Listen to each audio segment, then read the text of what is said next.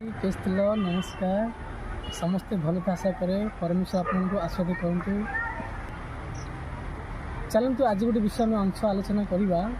विषय वस्तु अंश नाम है परमेश्वर मनुष्य मान कहीं सृष्टि कले। आम देखुचे कि मोर भाई बहन सत कथा मनुष्य कहीं सृष्टि थी। प्रथम कारण है मनुष्य मैंने परमेश्वर को गौरव देवा निमंते सृष्टि होती।